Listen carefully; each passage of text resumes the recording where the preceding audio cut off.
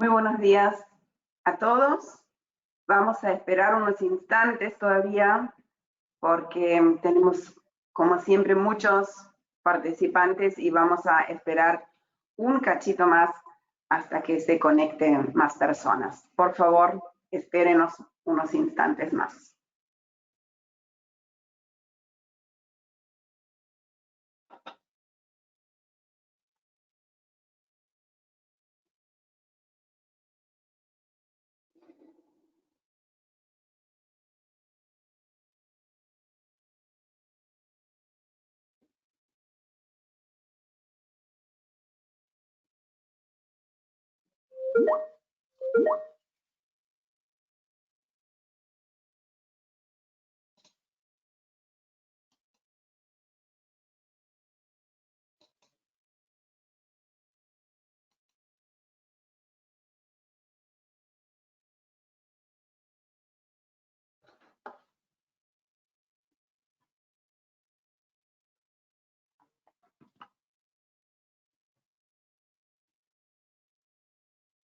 Muy bien.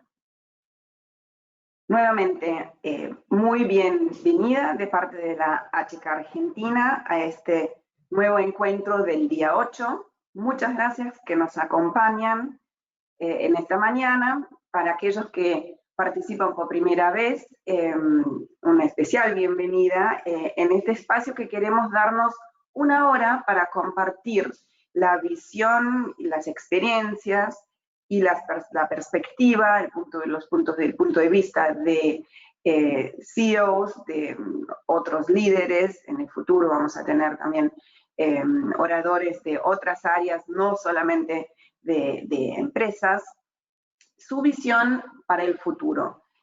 COVID-19 nos está cambiando la vida completamente, no solamente en lo profesional, en el tema de trabajo, sino en todas las áreas de nuestra vida.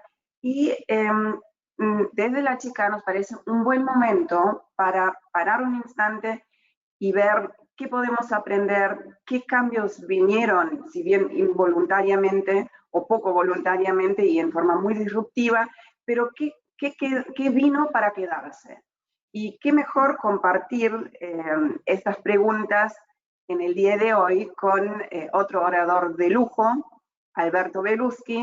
Alberto es gerente general de Festo Sudamérica Hispano y presidente de Festo Argentina. Además, es un muy fiel escudero a la HK Argentina, miembro del directorio hace tiempo, miembro del Consejo Empresarial Bilateral Argentino-Alemán y un gran conocedor de todo lo que es tecnología. Así que muy bienvenido, Alberto. Antes de que puedas arrancar con tu charla, que ya estoy muy curiosa, quiero invitarlos a seguirnos en nuestras redes, en las redes sociales, y después de la presentación de Alberto, tienen también la posibilidad de hacer preguntas vía chat, y el tiempo que nos permite se lo vamos a ir pasando a Alberto, y en caso que no llegamos a responder todas las preguntas, se los pueden mandar y Alberto está dispuesto a responderles posterior al evento. Así que gracias a nuestros sponsors que nos acompañan: Allianz, el Hospital Alemán, Bosch, Merck y Volkswagen. Y bueno, ahora Alberto, the floor is yours. Muchas gracias. Hola Bárbara, muy bien, muchas gracias. Buenos días a todos y bueno, una también introducción, presentación de lujo realmente. Así que un gusto poder estar hoy con ustedes, compartir este espacio y bueno, hablar un poquitito de la pandemia, de cómo nos impacta y sobre todo en relación con la tecnología, que bueno, es un poco lo que yo conozco. Vamos a compartir una pantallita también para dar un poco de contexto.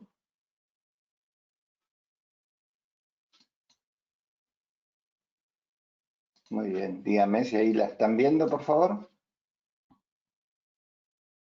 Sí, Alberto. Perfecto, excelente.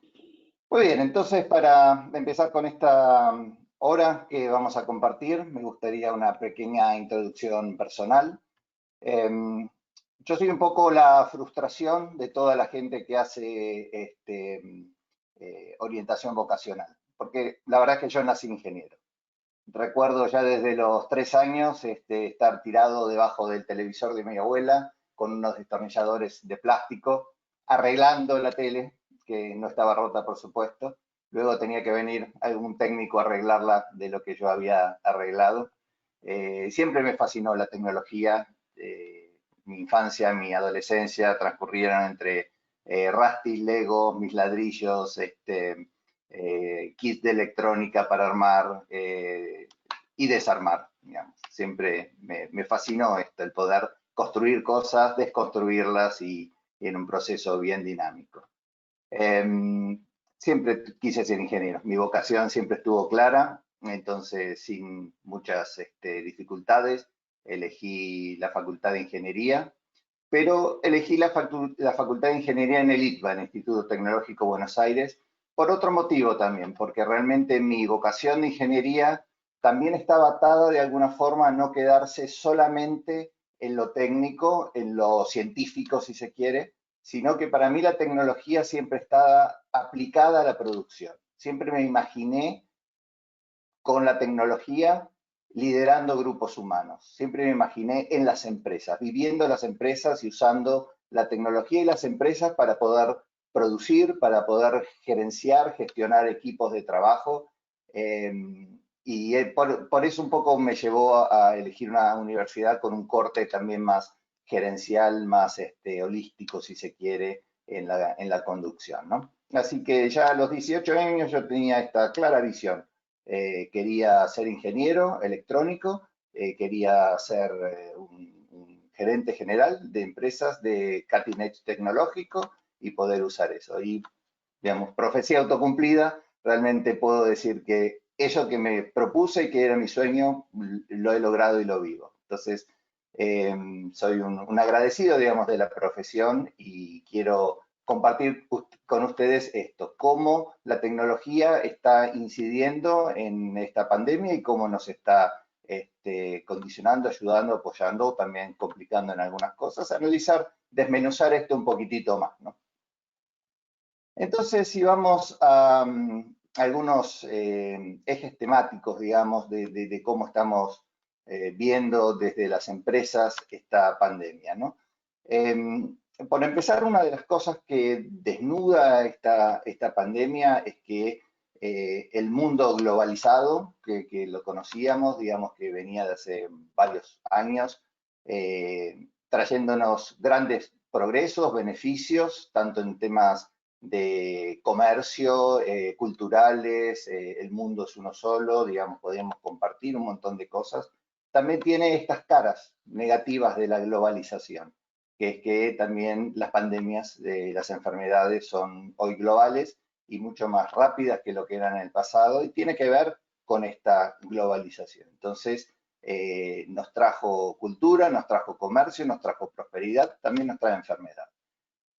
¿Qué es lo que pasa entonces en este mundo globalizado? Que no hay gobernanza, no hay nadie ni nada que controle el mundo como un todo para enfrentar una pandemia de este tipo. No existe, es decir, no existe un gobierno global, no existe unas Naciones Unidas o una OMS, no hay un organismo supranacional que pueda estar administrando, guiando a la humanidad en estos momentos. No lo hay. Entonces, ¿quién toma ese centro? ¿Quién tiene que comandar este buque en dificultades? Son los estados nacionales, los viejos estados nacionales que habían visto perder sus fronteras, perder su identidad, perder su idiosincrasia muchas veces en términos de globalidad. Bueno, estos estados nacionales y los políticos de los estados nacionales son los que tienen que establecer la autoridad y el orden público para transitar esta pandemia. Y lo hacen en una forma totalmente desorganizada, digamos, sin una coordinación. Cada país hace algo distinto, lo que mejor entiende su presidente, su político, de que es lo mejor, y tenemos de todo, tenemos desde países, digamos, que han pasado la pandemia más exitosamente, aplicando recetas similares han tenido resultados distintos, países que han tomado esto como oportunidad también para remodelar su sistema de salud, otros para cerrar las fronteras, es decir, no hay un hilo conductor en esto y cada político hace lo que puede. Y hay una gran delegación de las poblaciones de autoridad hacia estos jefes de Estado. Es decir, hay una excepcional delegación. Y esa excepcional delegación trae también los peligros de la excepcional delegación. Entonces, vemos que hay, digamos, mucha posibilidad, digamos, de que haya algunos países que tengan gestiones mucho más autoritarias de lo que eran en el pasado, porque las poblaciones dan enormes cuotas de popularidad y de respaldo a los políticos que son quienes están tomando las decisiones hoy en día. Y no me malinterpreten, digamos, no quisiera yo estar en los zapatos de ninguno de ellos, porque es sumamente complicado lo que les toca administrar, pero tienen, digamos, un cheque en blanco para hacer prácticamente hoy lo que quieran. Esto obviamente no es gratis y es cuestionado, digamos, se cuestiona, digamos, se desea por un lado el orden público, se desea la salud, por el otro lado se cuestionan las pérdidas de las libertades individuales, de las sociedades, del trabajo. Todo esto está muy, muy cuestionado, ¿no? Entonces, como figura y fondo, si uno ve qué es lo que se cuestiona, pero qué es lo que no se cuestiona, qué es lo que hoy está dado, como decía Ortega y Gasset, en Ideas y Creencias, ¿no? Las ideas se analizan, pero las creencias se viven y se están en ellas y uno no se da cuenta porque vive y está en ellas. ¿Cuál es la creencia hoy que subyace en todo esto? La fe en la ciencia y la tecnología, que es la que nos va a salvar.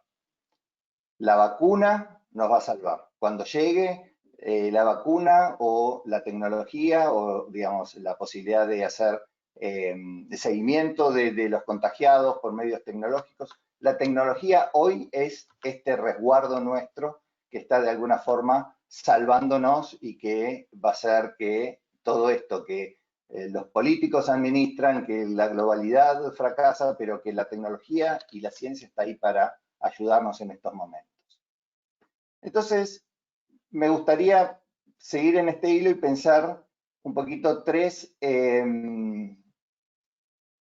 aspectos de la tecnología, ¿no? que también que están subyacentes, que son creencias sobre la tecnología y que valdría la pena tenerlas como más a la vista para pensar un poquitito qué nos trae, ¿no? Entonces, una de las ideas subyacentes de la tecnología es que no es buena ni mala, ¿no? Es, digamos, como una herramienta que no tiene ideología, no tiene bondad ni maldad. Es un martillo. Entonces, uno puede usar un martillo para clavar un clavo en la pared y poner una estantería y cumplir un fin útil, bueno. Puede usar el martillo como arma para agredir a una persona. El martillo es, digamos, ajeno a ese uso instrumental que uno le da. Ahora, si uno avanza un poquitito más, uno puede hablar de esa neutralidad de un misil nuclear, por ejemplo. Un misil nuclear está diseñado para un fin, es decir, no es tan inocuo cuando, digamos, en los niveles más bajos, sí, uno puede hablar de esta neutralidad de la tecnología, pero a niveles más altos, la clonación humana, como está en la imagen, es buena, se puede aceptar como tal, o la tecnología por el solo hecho de existir es neutra y será solamente el hombre quien le dé su uso. Este es un aspecto a revisar porque luego vamos a ver más adelante cómo esto incide en ciertos aspectos de la revolución industrial 4.0 y la industria manufacturera, cómo está aprovechando la tecnología. Otro aspecto también a revisar es esto, ¿no? Hay una creencia que la tecnología nos deshumaniza, nos saca lo humano, ¿no? Entonces, si vemos un minero de principio de siglo, él hacía su trabajo manual. Es más humano ese trabajo manual, digamos, que un trabajo asistido por máquinas. digamos, cuando el hombre araba el campo y tenía que tirar del arado él mismo. Eso es más humano, digamos, que usar un caballo. Y también es negar que en cierta forma el ser humano culturalmente está atado a la tecnología. Es decir, la tecnología define al ser humano. Desde que usamos un palito, digamos, para escarbar en un hormiguero y tal vez comer las hormigas, eso, digamos, los instrumentos, las herramientas, la tecnología ya es inherente al ser humano. No podemos pensar en un ser humano por fuera de la tecnología. Pero está este concepto de la deshumanización del hombre por cuenta de la tecnología. Y otro aspecto, digamos, importante es que la ciencia, la tecnología es autónoma, es decir, que lo que sea, lo que tenga que ser, será independientemente del ser humano. Encontré esta imagen fantástica de la Feria Mundial de Chicago de 1933, donde el moto, el logotipo, digamos, la frase es: la ciencia encuentra, la industria aplica, el hombre se conforma. Y será así, digamos, el hombre tiene que conformarse con lo que la tecnología y la ciencia haga en forma independiente, o tendremos que pensar en la ética de la ciencia y de la tecnología al servicio del ser humano y poner límites, como por ejemplo en el caso de la clonación humana. Habrá un límite moral tal vez que tenga que ser discutido, ¿no? Paradójicamente, en la Feria Mundial de 1933 se desató un brote de disentería médica que dejó 1000 infectados y 100 muertos junto con la feria. Entonces, pensemos un poquitito en esto de qué cambia entonces en esta ciencia y la técnica como parte esencial del ser humano en función del COVID, ¿no? ¿Qué es lo nuevo que trae el COVID? ¿Cuáles son las cosas nuevas que hay? Yo creo que ninguna. Es decir, no hay novedades en cuanto al aparecimiento de la pandemia. No hay nada nuevo. Todo lo que está hoy estaba antes. Lo que trae el COVID es una increíble aceleración de los tiempos. Procesos que antes tomaban tal vez décadas o 5 años, lustros, hoy se habla que en meses, en estos 3, 4 meses, hemos avanzado 5 años en términos de digitalización, de automatización y de virtualidad, que son los 3 ejes técnicos que vamos a abordar dentro de un ratito. Entonces, piensen que esto es como que estábamos viendo El Irlandés, la película esta de 4 horas, y de repente pasamos sin solución de continuidad a ver un corto de Benny Hill, de estos que se hacían en cámara rápida y que estaba dando vueltas ahí como loco en 1 minuto. Entonces, hay una compresión feroz de los tiempos, pero si ustedes piensan en esto, no tratando de buscar lo nuevo, sino lo que se acelera, creo que van a tener mejor insight de lo que está pasando. Porque la verdad es que no se ven cosas nuevas, pero sí esta brutal aceleración. Que tiene que ver con esto de la rana, ¿no? Digamos, esta anécdota, cuento que siempre se dice de que, bueno, cuando uno pone una rana en un frasco de agua hirviendo, la rana salta y se libera porque el cambio es demasiado brusco. Entonces, que si uno va aumentando 1 grado cada 10 minutos, finalmente la rana morirá, pero sin saltar, ¿no? Esto es prácticamente lo mismo. Hemos tirado, digamos, la rana a la olla de agua hirviendo, pero le pusimos una tapa arriba. Entonces, la rana está como sin mucha más posibilidad de acomodarse a lo que viene, no digamos de que se va a morir, pero sí que no tiene muchas más escapatorias. Entonces, procesos que antes, si eran demasiado bruscos, demasiado rápidos, las sociedades los resistían, hoy no tienen forma de resistirse. No tenemos forma más que adoptar estos cambios porque no hay otra.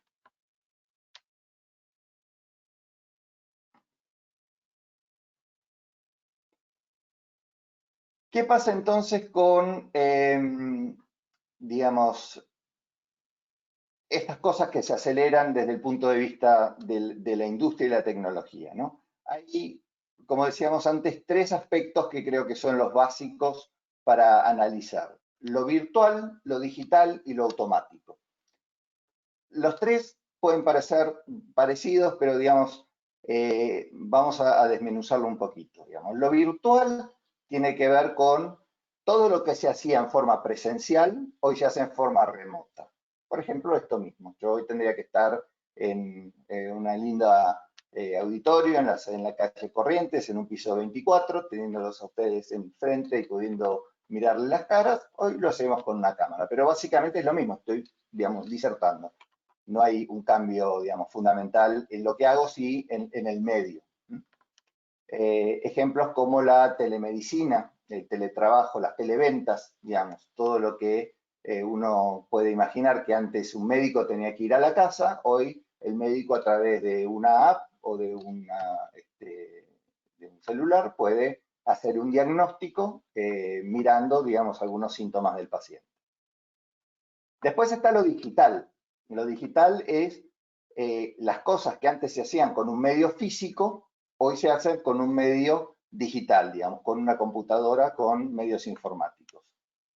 Entonces, este mismo médico que antes iba a la casa y hacía una receta, hoy uno lo puede consultar en forma virtual, pero si uno necesita un remedio, tiene que hacer una receta en forma digital. Entonces también hay un sistema de digitalización que permite que la firma del médico sea validada, que la farmacia lo tomen, es decir, hay un montón de procesos que antes eran de papel y ahora pasan a ser digitales. Y por último está la automatización, que es que lo que antes hacía un hombre, ahora lo puede hacer una máquina. Por ejemplo, que esta consulta médica y la receta, no haya un médico del otro lado de la pantalla, sino que haya un bot de inteligencia artificial que tenga conexión a todas las bases de datos de las clínicas del mundo, que haya analizado 10 millones de casos parecidos y que me pregunte los síntomas, me pida algunas mediciones y me diga, mira, no tenés nada, tomate paracetamol, mañana estás como nuevo. O no. Entonces, estos tres aspectos son los que se aceleran, pero también se empiezan a conjugar, porque, digamos, una cosa es adoptar uno, otra cosa es los dos y otra cosa son los tres, ¿no? Son mucho más poderosos. ¿Qué pasa ya entonces si nos metemos en la industria? Y en particular en nuestras industrias latinoamericanas. Por un lado, nosotros venimos como un poco rezagados y hay todavía empresas que están en la industria 3.0, en la tercera ola, ¿no? Ni siquiera ya hablemos de la cuarta. Empresas que tienen por ahí una cantidad de mano de obra manual, manufacturera, bastante elevada y que todavía en términos de automatización no ha ingresado tanto.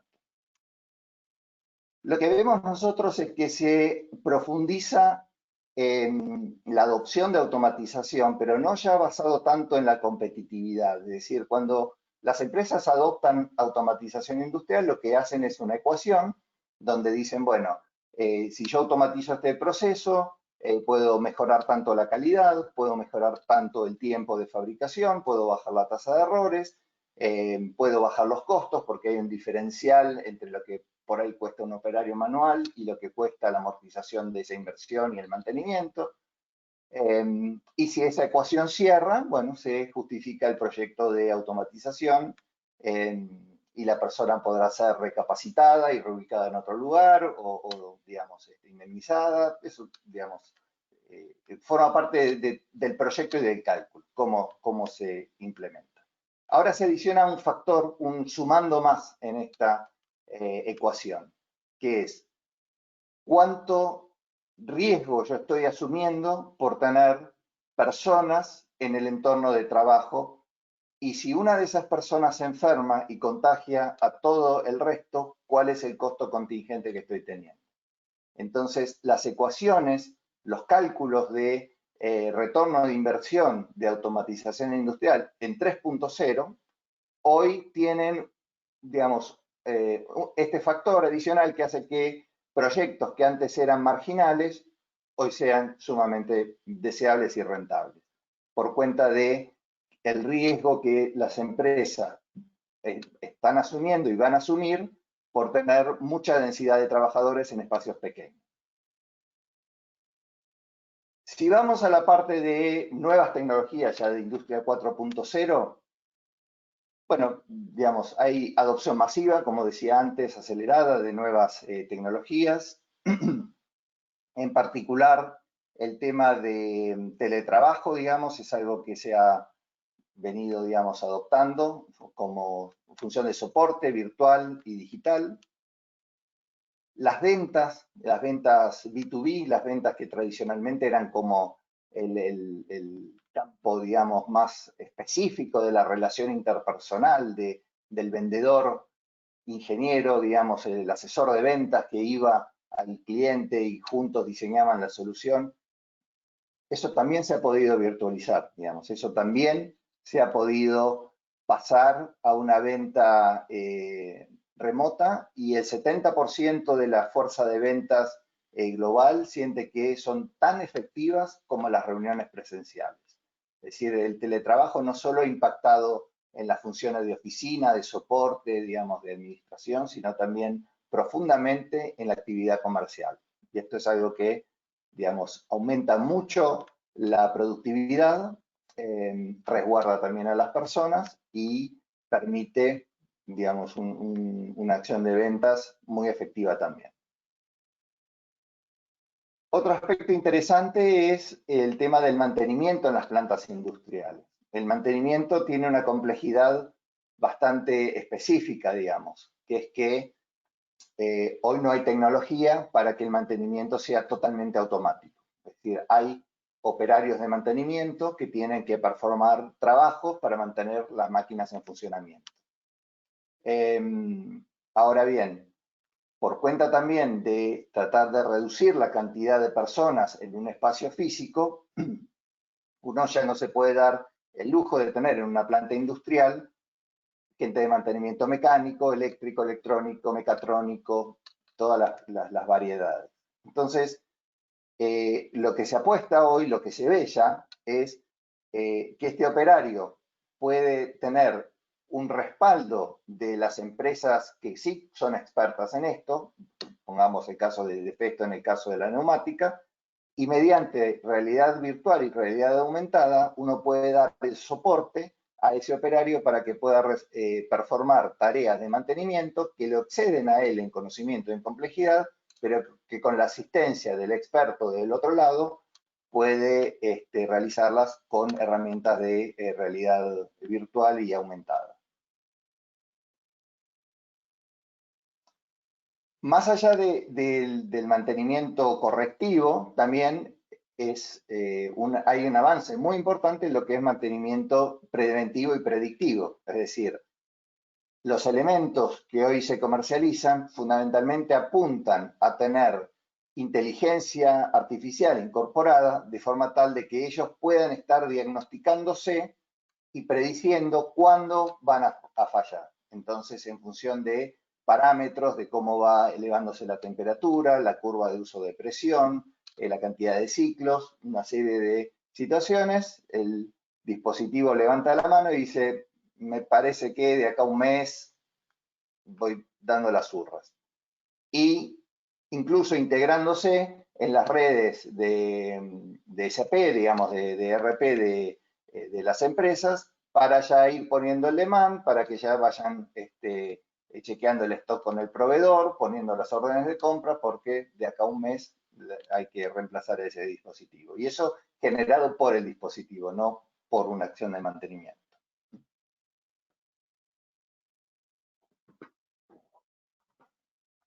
¿Qué más? Otro tema interesante es la adopción de robots antropomorfos o colaborativos para la mayoría de las funciones. Es decir, también se busca que en lugares donde el ser humano esté en riesgo, sea riesgoso tener una persona ahí, poder poner robots, pero no ya del corte tradicional del robot, digamos, de un solo brazo, sino robots más versátiles. Esta imagen que muestro es una imagen real de un parque en el sudeste asiático donde está siendo monitoreado durante la pandemia por un robot tipo perruno que va recorriendo las plazas y va advirtiéndole a la gente que por favor mantenga la distancia. Eso tradicionalmente lo hacía un policía. ¿Para qué exponer un policía a hacer ese trabajo si lo puede hacer hoy en día un robot con una cantidad de inteligencia bastante interesante? Hablando de robots colaborativos, un poco lo que también proponemos es esto, digamos, donde haya más operarios que tienen que colaborar para hacer una tarea, buscar de que ese operario sea complementado por un robot que pueda, digamos, ejercer funciones de soporte, ¿no? Alcanzarle las herramientas, mantener un cierto flujo de materiales, es decir, que compartan un espacio de trabajo. Tradicionalmente, la automatización buscaba más la sustitución, ¿no? En tareas riesgosas como estaciones de soldadura, ese tipo de cosas. Hoy en día vemos que hay la posibilidad de avanzar en una colaboración compartiendo el espacio. Esto, por supuesto, trae consideraciones de seguridad, consideraciones digamos, de ergonomía bastante particulares, pero se está avanzando en una forma bastante decidida en este aspecto. Y por último, digamos, lo que es el uso de Big Data e inteligencia artificial. El ejemplo de Hong Kong, digamos, donde se usaron todos los métodos de tecnología para hacer el seguimiento de las personas infectadas mediante celulares, cámaras, y se ven en una convergencia de tecnología bien interesante en esto. Y también la industria se está abasteciendo de este tipo de tecnologías para mejorar, ¿no? Están en aplicaciones sencillas. El otro día una startup en Chile me comentaba que estaban teniendo una aplicación de telemetría para un llenado de un tanque de agua en una comuna. Entonces digo, bueno, ¿qué tan difícil es llenar un tanque con agua? Enciende una bomba, se llena el tanque, fin de la historia. Pero no, bueno, lo que hacemos es primero tener conexión con todo el vecindario. Entonces, saber cuál es el perfil de uso de esa persona. ¿Sale a trabajar temprano? ¿Sale a trabajar tarde? ¿Cuándo consume agua? Entonces tienen todas las estadísticas de consumo horario. Hacen análisis en función también del uso, en función del clima, si está un día soleado, si está un día de fin de semana, si es feriado, si está en verano, en invierno. Con toda esa información, analizan también cómo va a ser la demanda del día siguiente y cuál es la estrategia más efectiva para llenar el tanque. Por ejemplo, puedo llenar el tanque en las horas donde la electricidad es más barata. Entonces, basta con que tenga el nivel requerido para poder afrontar la demanda del día, entonces puedo optimizar el llenado en función de digamos, del uso de la energía eléctrica de forma más eficiente. Un montón de tecnologías que en definitiva, llenando un tanque de agua, se genera un ahorro de varios miles de dólares en la operación. Me gustaría poner un poquito la mirada ahora en el tema supply chain, porque esto también es algo que fue uno de los aspectos más complicados durante la pandemia y que desnudó más, digamos, la vulnerabilidad de la globalización. Yo antes le decía que no veía cambios. Creo que si hay un cambio con el tema de COVID es en el área de supply chain. Hay un paradigma acá que se ha roto, ¿no? Básicamente lo que termina pasando es que el supply chain se había hecho demasiado complejo y demasiado poco transparente. Es decir, las empresas fuimos demasiado lejos tal vez en busca de la eficiencia sin tener una mirada sobre la sustentabilidad y sobre, digamos, la robustez de lo que estábamos diseñando como footprint productivo en los países. Entonces, el concepto de la megaplanta y digamos, cuanto más grande mejor para abastecer a todo el mundo, claro, si hay un problema en ese lugar específico, todo el mundo se queda sin ese componente. Y esto atado a la complejidad y a la poca transparencia de la información hace que uno diga, bueno, no sé, hay un brote en tal ciudad de China. Y uno no tiene conciencia de eso, dónde impacta. ¿Sí? Justamente uno está esperando un componente que viene de Estados Unidos, pero ese componente de Estados Unidos depende de una parte que viene de Alemania, y esa parte que viene de Alemania usa un componente que viene de China. Y justo toda esa cadena se interrumpió y uno esperaba tranquilo que la pieza que venga de Estados Unidos, total, ¿qué problema va a tener? Y no viene. Entonces, hay un salto ahí que tiene que ser repensado. Yo creo que las empresas, a partir de esta nueva realidad, vamos a diseñar footprints productivos más ineficientes, si se quiere, sí, pero más robustos, más descentralizados, con más producción local, tratando de acercar más los consumidores a las plantas productivas y también aprovechando la tecnología para dar más transparencia y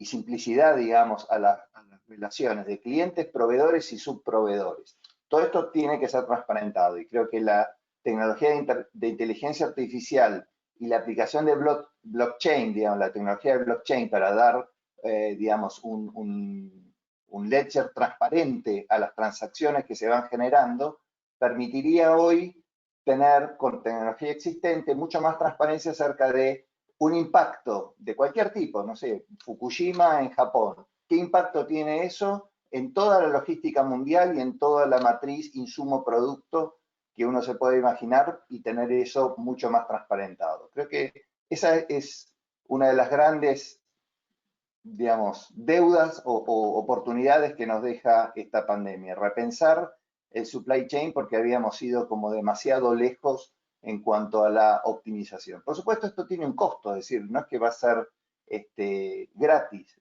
pero hay una ecuación que es distinta. Hoy, la parte del riesgo que significa tener un supply chain totalmente parado a nivel global por X causa, y créanme que el COVID-19 no va a ser la última, es la primera de una serie.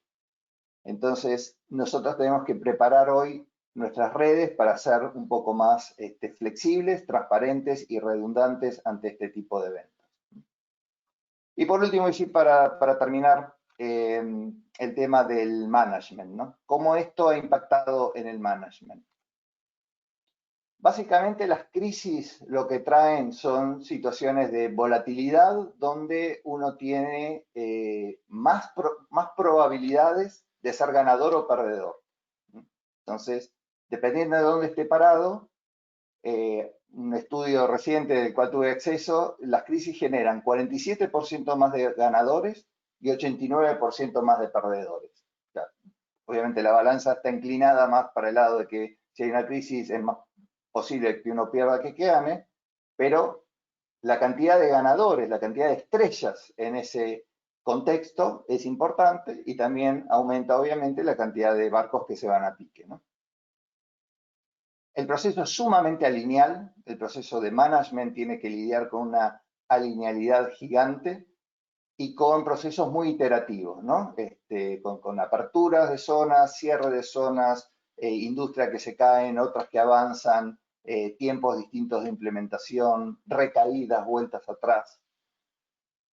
Entonces, el paradigma natural, digamos, con el cual fuimos criados, si se quiere, es esto, lo que hablaba antes, ¿no? El pez grande se come al chico, ¿no? Cuanto más grande la planta, cuanto más eficiente el peso, ¿no? Empresas como General Electric, que por su peso nada más eran exitosas.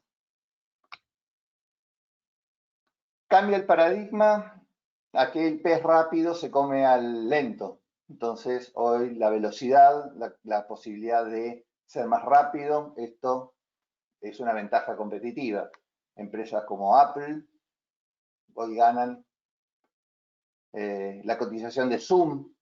Hoy la cotización de Zoom en la bolsa es mayor que todas las empresas de aeronavegación del mundo combinadas. ¿Por qué? Porque, bueno, estuvieron justo en el momento adecuado, con el producto adecuado. Ahora bien, en realidad, el paradigma hoy para manejarse en COVID y para lo que viene es esto, ¿no? El pez que se adapta sobrevive. Entonces, este pez, que se adaptó tanto como para llegar a ser un mono con celular, hoy en día es el que mejor preparado está para enfrentarse a esto, ¿no? Como dice Darwin, las especies que sobreviven no son ni las más fuertes, ni las más rápidas, ni las más inteligentes, sino las que mejor se adaptan al cambio. Esta es la genética que en las empresas hoy estamos adoptando y sí, adoptando, digamos, una forma, como decía antes, la rana con la tapa, ¿no? No queda otra. O aprendemos a adaptarnos y ya no ponemos tanto el foco ni en ser grandes, ni sean más inteligentes, ni en los planes de negocios. Esto es adaptación. Y tener en claro esto, el entorno VUCA, del cual se ha hablado mucho, pero que la verdad que para mí hoy es central tenerlo bien firme. ¿Cuánto sabemos acerca de la situación? Bueno, lo peor es la ambigüedad, cuando no sabemos ni sabemos lo que no sabemos. Es decir, y la mayoría de las situaciones nos manejamos acá. Si conocemos un poco más, pasamos a incertidumbre, pero también tenemos el otro eje que es cómo podemos predecir los resultados de nuestras acciones.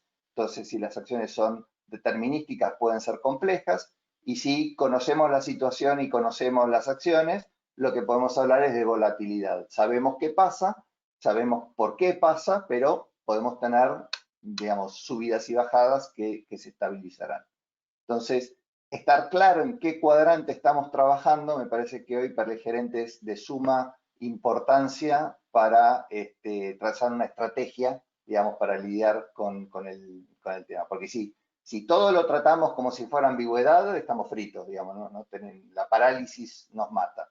Ahora, si nos vamos a manejar como si supiéramos todo y conociéramos todo y supiéramos las causas, efectos de todo, vamos a tratarlo como volatilidad y muy probablemente estemos trabajando en otro cuadrante. Muy bien. Bueno. Abro en este momento, Bárbara, preguntas. Si quieren hacer algún ping-pong, algo, quedo a disposición. Sí, perfecto. Tenemos un par de preguntas muy interesantes. Antes de nada, muchísimas gracias. Realmente temas tan complejos explicas con tanta claridad que seguramente a mucha gente sintió lo mismo que yo, que muchas preguntas que uno se hace porque son, vos decís que no son cambios, pero son la percepción de esta aceleración, es como para mucha gente seguramente como si fuera un cambio, ¿no? La primera pregunta va un poco hacia Festo, la empresa, que es una empresa familiar. Todo lo que vos comentaste es pura innovación, altamente relacionado a innovación. ¿Cómo ves el tema que una empresa familiar, o sea, facilita el proceso innovador o de productos o procesos nuevos o frena la reinvención? Bien, la verdad es que en mi experiencia con empresas familiares, yo, digamos, laboralmente tuve 4 experiencias laborales, digamos, 2 en empresas multinacionales, trabajé en Alvar, trabajé en Rockwell, que es una empresa americana, y luego en estos últimos 20 años de carrera trabajé en empresas familiares alemanas, como Phoenix Contact y Festo, ¿no? Y la verdad es que mi experiencia en esto es que las empresas familiares tienen una ventaja competitiva en estos momentos de volatilidad, ¿no? Que es, primero, tener una familia justamente de dueños que tienen una clara visión. Yo creo que la visión en estos momentos es algo fundamental. Y esa cercanía, digamos, esa cohesión de los que formamos parte de esta familia empresaria, con esa visión da una posibilidad de adaptación y de velocidad que en otras corporaciones es más difícil. Un ejemplo.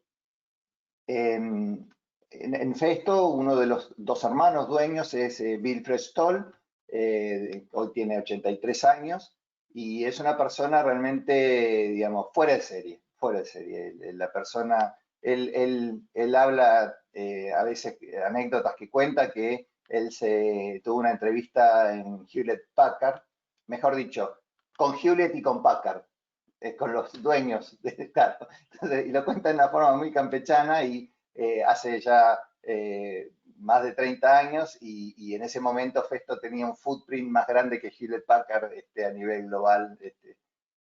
Una persona que discutió con Gandhi las políticas educativas de la India para sacar a la India del atraso tecnológico, y Festo colaboró en alguna parte con eso y hoy la India es uno de los países tecnológicamente más adelantados en tecnologías de IT. Entonces es una persona que tiene una visión propia y forma parte de una familia que hace 100 años que tiene una empresa exitosa. Entonces algo debe saber, digamos, algo debe ver que uno normalmente no ve.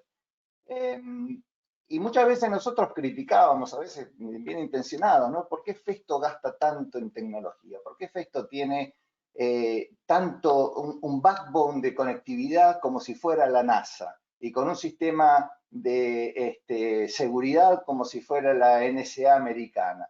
¿Por qué tenemos tantas licencias de SAP? ¿Por qué no se puede ahorrar un poco en eso? No, llegó la pandemia, al día siguiente estamos todos trabajando de nuestras casas sin problema, porque el dueño tuvo esa visión de que una ventaja competitiva algún día iba a ser la conectividad y la robustez de todo el backbone informático. Obviamente, ese tipo de cultura solo lo puede tener una empresa familiar. Y lo otro que también es una ventaja competitiva es esto, es el social fabric, es decir, trabajar para una empresa familiar y de corte alemán da a la gente una proximidad, una confianza, una cercanía desde el punto de vista humano, que realmente construye algo que luego sirve en estos momentos. Es decir, cuando uno tiene que trabajar en forma remota, tiene que enfrentar alguna dificultad, esa confianza que se construyó en ese momento está ahí. Y si uno tiene empresas de alta rotación, hire and fire, digamos, focalizadas en el quarter porque cotiza en bolsa, esto es mucho más difícil. Gracias, Alberto. Justo que mencionás el factor humano, ¿no? Vos hablaste mucho de tecnología, algo también del humano, que una parte se va a como deshumanizar o ser reemplazado por la tecnología, y es una preocupación de muchos. Ahí surgen un montón de preguntas filosóficas, éticas, y uno de nuestros participantes hace una pregunta acerca de eso. Te pregunta, ¿cree que realmente el ser humano puede pasar al mundo virtual y dejando de lado la parte social? Porque en el caso de escuchar a través de este webinar, por ejemplo, pierde el contacto con el resto de los colegas, asistentes, en el coffee break, etcétera, etcétera. Y obviamente también es una pregunta que todos nos estamos haciendo últimamente, porque tenemos más de 180 participantes ahora, en este momento. No entra esa cantidad de gente en la sala de la Cámara, por ejemplo, y tampoco nunca se acercarían 180 personas para una charla de solo una hora, por tema logístico, por tema alocación de recursos, para decirlo así, ¿no? Entonces tiene muchas ventajas, pero esa pregunta es lo del humano, eso nos interesa. Bueno, eso se remite al segundo punto de los conceptos de la tecnología que decía, ¿no? Nos deshumaniza la tecnología digamos, inherentemente el ser humano está, digamos, enlazado con la tecnología. No se puede disociar el hombre de la tecnología. Tampoco puede extralimitarse. Entonces, yo creo que como todo en la vida es cuestión de encontrar un balance, ¿no? Creo que esta película rápida nos ha podido mostrar que sí se puede, digamos, tener una virtualidad mucho más grande, que sí esta virtualidad incrementada trae mayor eficiencia, trae otras posibilidades, como tú mencionas, de tener hoy un webinar de 180 personas, cosa que sería imposible en otro momento. A ver, yo hasta hace 4 meses, 3 meses, el 50% de mi actividad laboral era viajando. Es decir, estaba montado arriba de un avión en forma muy, muy asidua. Y hoy puedo cumplir con mis obligaciones laborales realmente con una efectividad muy grande en una forma 100% virtual. Entonces, es un extremo, estamos de acuerdo, digamos, la rana con la tapa. El día que saquemos la tapa, yo creo que, digamos, yo creo que hay gente que está esperando que suene el despertador para despertarse y decir, ah, qué suerte, esto era toda una pesadilla y volvemos para atrás exactamente como si nada hubiera pasado. Y hay otra gente que está como mirando esto que, cómo nos va a reformular en el futuro, qué enseñanzas podemos sacar y qué forma podemos adaptar lo que estábamos haciendo para aprender algo, ¿no? Entonces, es cuestión de encontrar un balance. Yo creo que las relaciones interpersonales, el social fabric, el cafecito, está muy imbuido en lo nuestro, en lo latino, y creo que esas cosas necesariamente tienen que volver, van a volver, forman parte de lo que necesitamos para mantener esta dinámica productiva, laboral, digamos, con esta confianza intacta, ¿no? Ahora, si va a ser, digamos, un trabajo de oficina con algún día de home office o va a ser en realidad un trabajo, un teletrabajo con algún día de oficina, bueno, creo que ahí hay que explorar el punto medio. En todo caso, las empresas lo que vamos a buscar es esto. ¿Cuál es el mejor balance que permita mantener la mejor eficiencia posible con la gente lo mejor y lo más cómodo posible y con esta red de confianza intacta? Entonces, si eso significa un día o 2 días o lo que signifique, será. Lo vamos viendo. Uh-huh. Otra pregunta, Alberto. Mucha gente te felicita también, como yo ya lo hice, por tu presentación. Acaba otra pregunta interesante. Se refirió que habrá eventos futuros que tendrán efectos similares a la conmoción generada por el COVID-19, cuando se refería a la crisis de la supply chain. ¿Podría ampliar cuáles son esos eventos futuros probables? Sí, digamos, no tengo la bola de cristal, obviamente. Lo que sí sé es que, digamos, hay algo inherente a la globalidad y al mundo como se está planteando, que es que difícilmente uno puede pensar que vamos aumentando de a 1.000 millones de personas la población cada década, que vamos a una hiperconectividad y que vamos a, ¿cómo decir?, a vivir de prestado ecológicamente, cuando uno hoy, digamos, llegado a agosto, ya consumió los recursos que la Tierra produce en el año y el resto de los días hasta el 31 de diciembre está viviendo de recursos que no se pueden renovar. Digamos, uno difícilmente pueda seguir en ese camino sin que algo lo frene, ¿no? Sin que algo pase. Que será una pandemia, que será un accidente, que será algo, no lo sé, pero que este tipo de eventos que nos frenan de alguna forma van a seguir ocurriendo para adelante, esto sí lo sé, digamos. La imagen que muestro, ¿no? China antes y posterior a la pandemia. La imagen de emisiones de óxido de nitrógeno a la atmósfera. Entonces digo, ¿era necesario una pandemia para disminuir las emisiones? ¿No lo podíamos, digamos, haber pensado un poco antes? Dios creó al hombre, ¿no? Dios creó al hombre. Ahora, este hombre, Adán, que está acá, está sentado sobre la tierra. Está en la tierra, no está por fuera de la tierra. Entonces, si nosotros no empezamos a tener una más clara visión de que este vivir de prestado no puede ser infinito, digo, algo va a pasar. Todo el tema del cambio climático nosotros lo estábamos discutiendo desde,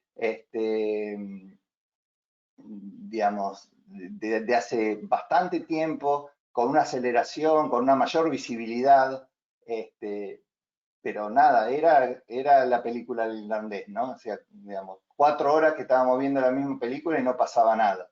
Y de repente, en 4 meses, nos vemos forzados por otro motivo a enfrentarnos qué es lo que el cambio climático estaba significando. Es decir, con esta falta de un gobierno global, nada se construye en términos de cambio climático, pero eso está, digamos, eso va a seguir estando después de la pandemia también. Entonces, ¿qué vamos a hacer con esto? Por suerte, ahí Dios nos da un poquito de alcohol en gel para ponernos en las manos, ¿no? Entonces,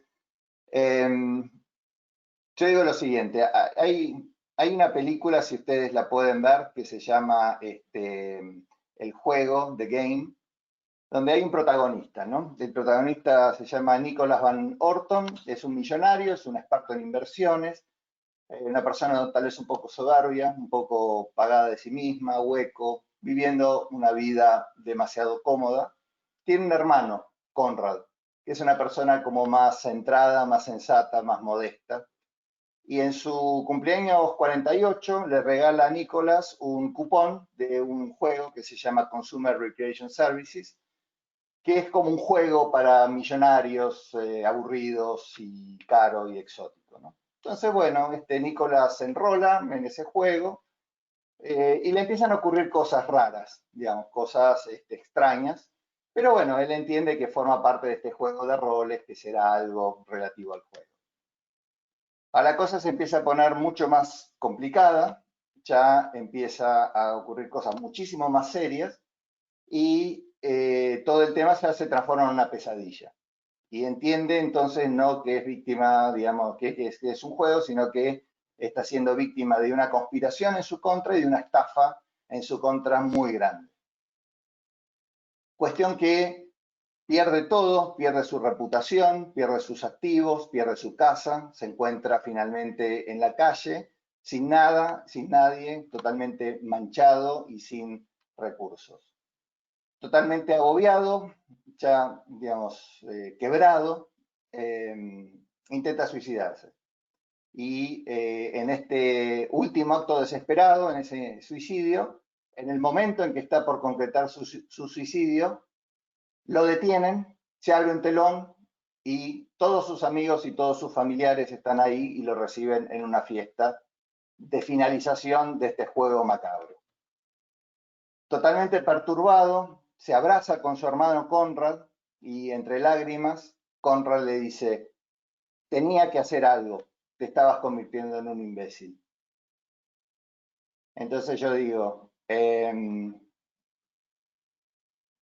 no sea cosa que tengamos que hacer algo porque nos estemos convirtiendo en imbéciles.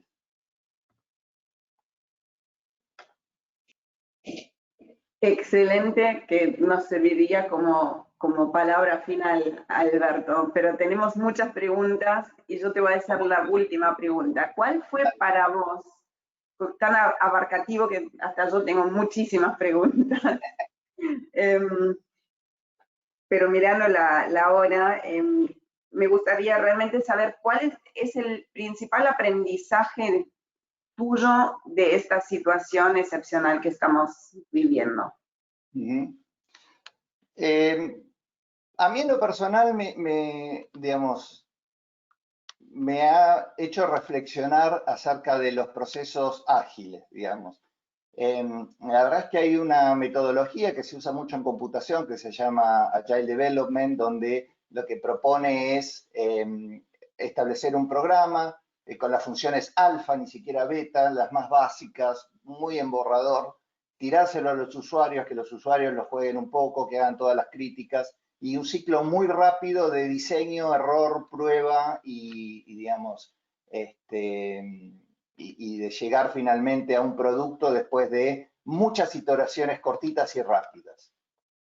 La verdad que eso no estaba en mi genética o en mi forma, digamos, yo estaba mucho más preparado para el proyecto, digamos, bien estructurado, bien pensado, con todos los detalles, analizado, las frecuencias, el Gantt, y cómo lo vamos a llegar y cómo dentro de 3 años lo vamos a hacer. Y esta modalidad mía, la verdad es que sintonizó muy bien también con la modalidad de las empresas alemanas, ¿no? Es decir, el plan a 5 años, todo este tipo de cosas que las empresas alemanas tal vez tengan como más en su forma de estrategia. Nosotros en Festo, por ejemplo, tenemos el proyecto de desocupar, digamos, parte del edificio principal movernos hacia un área un poco más pequeña, un poco como hicieron ustedes en la Cámara, un área más grande, más, digamos, más abierta, de compartir las funciones, de no estar cada uno en su cubículo, más participativa. Hicimos un plan hermoso, digamos, el diseño, arquitecto, todo bien pensado. Cuando lo íbamos a implementar, eso va a la basura y ahora tenemos que empezar nuevamente de cero porque nada de eso sirve. Entonces, la verdad es que la enseñanza y lo que propusimos ahora a los equipos es, miren, vamos a hacerlo al revés ahora. Agarren las sillas, las mesas, los que ustedes consideren, pónganlo donde les guste y empiecen a trabajar ahí a ver qué les parece. Cuando les guste y nos digan, miren, más o menos esto es lo que nos gusta, ahí llamamos a un arquitecto y lo emprolijamos. Entonces, al final yo creo que tiene que ver con esto, con que digamos, quien va a sobrevivir es quien se adapte, y para adaptarse hay que tomar más estas metodologías ágiles, declararse, digamos, que uno en este escenario VUCA no puede, digamos, manejar las cosas en forma tan determinística y darle más participación a la gente. En definitiva, la única forma que tenemos las empresas y los CEOs, digamos, de manejar esta tremenda complejidad es confiando en que la persona que está ahí adelante con su grupo, el líder primario, él es el que está realmente viendo qué es lo que pasa. Entonces nosotros tenemos que darle todo el poder al hombre en el frente de batalla, porque desde la Torre de Marfil hoy las cosas seguro que no funcionan. Antes capaz que uno podía pensar, pero hoy no. Y ahí volvemos a algo muy humano que es la confianza, ¿no? Exactamente. O sea, que las empresas familiares tenemos esto que nos permite darle mucho más empoderamiento a esta persona, con esa confianza que se construye, ¿no? Muy buen aprendizaje. Bueno, te agradezco muchísimo, Alberto. Realmente un placer muy, muy inspirador. Espero que nos hayan escuchado también muchos chicos del sistema dual, a quienes también hemos invitado. Ustedes también son empresa capacitadora, porque definitivamente van a ser ellos que toman las decisiones. En poco tiempo van a ser ellos que toman las decisiones que también determinan cómo sigue el mundo, ¿no? Así que muchas, muchas gracias. También gracias por responder las preguntas que el público nos ha enviado. Y agradezco también a todos los demás participantes.